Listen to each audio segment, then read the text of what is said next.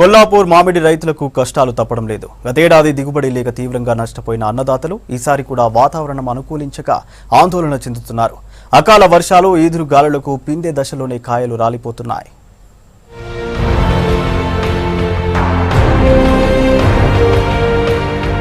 మామిడి తోటలకు ఫేమస్ నాగర్ కర్నూల్ జిల్లా.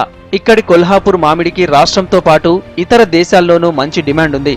బంగినపల్లి, బెనిషాన్తో పాటు నూజివీడి ప్రాంతానికి చెందిన చిన్న రసాలు, పెద్ద రసాలు, తోతాపురి లాంటి రకాలు ఇక్కడ దొరుకుతాయి.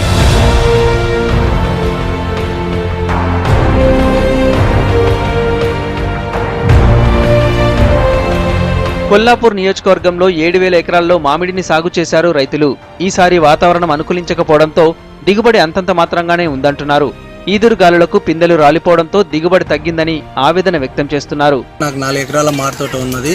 నాకు ఎకరకు వచ్చేసి 30 నుంచి 40 దాకా ఖర్చు వచ్చేసింది. దాదాపు 2 లక్షలకు పైనే ఖర్చు వచ్చేసింది. పూత దిశలో వాతావరణం అనుకూలించగా పూత పాడు కావడం జరిగింది. ఉన్న మామిడి పంటను కోసుకొని ప్యాక్ చేసుకొని హైదరాబాద్కు తీసుకెళ్లడం జరిగింది మార్కెట్కి.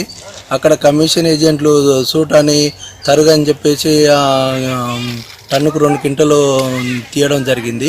నా కాయలు 55 రూపాయల లెక్క రేటు పోతే నాకు 25,000 రూపాయలు కూడా నా చేతికి రాలేదు. గతేడాది అకాల వర్షాలతో తీవ్రంగా నష్టపోయామంటున్నారు రైతులు. ఈసారి కూడా అవే పరిస్థితులు కనిపిస్తున్నాయంటున్నారు. 1000 ఎకరాల్లో పెట్టుబడులు పెట్టినా ఆశించినంత దిగుబడి రాలేదంటున్నారు. మామిడి మార్కెటింగ్ లోనూ సమస్యలు వస్తున్నాయని ఆందోళన చెందుతున్నారు. స్థానికంగా మార్కెట్ సౌకర్యాలు లేక మామిడిని హైదరాబాద్ కు తరలిస్తే దళారులు మోసం చేస్తున్నారని ఆవేదన వ్యక్తం చేస్తున్నారు. పూత విపరీతంగా వచ్చి ఈ సంవత్సరం ఏమైంది, వాతావరణం అనుకూలంగా లేక వర్షం పడి ఆ మబ్బులు కమ్మేసి సగం పూత రాలిపోయింది. రాలిపోయి ఎన్నో ఒకటి పతలాగా కాపు నిలబడది. ఆ పతలాగా నిలబడ్డ కాపును మళ్ళీ ఒక నెల 15 రోజుల కల్లా ఏమడే గాలి వాన వచ్చేసి దానికి సగం రాలిపోయినాయి. ఆ ఉన్న కాయలు తెంచుకొని హైదరాబాద్ గడ్డన్నం మార్కెట్కు తీసుకెళ్ళాము. తీసుకెళ్తే అక్కడ ఉన్న కమిషన్దారులు కిలోకు కిలోంబావు అని, లేకపోతే ఒక క్వింటల్కు 11 మళ్ళీ టన్నుకు క్వింటల్ సూట్ అని చెప్పేసి మొత్తం వాళ్ళంతా అన్యాయం దోపిడీ చేస్తున్నారు. ఈ సంవత్సరం అరకొరకుగా మామిడి పూతలు మంచు ఏర్పడడం వల్ల ఈసారి మామిడికాయలు సరిగా కాలేదు. అందులో ఆ విధంగా అదేవిధంగా ఈ సంవత్సరం వర్షాలు ముందుగా వచ్చి మామిడికాయలు రాకపోవడం ఈసారి పెద్ద నష్టం జరిగింది మామిడి రైతులకు. ఇప్పుడు నివేదికలు పంపిస్తున్నాము. 400 ఎకరాల పైబడి నష్టం జరిగిందని మేము అంచనా వేస్తున్నాము. అవన్నీ డాక్యుమెంట్ చేసి ప్రభుత్వానికి పంపడం జరుగుతుంది.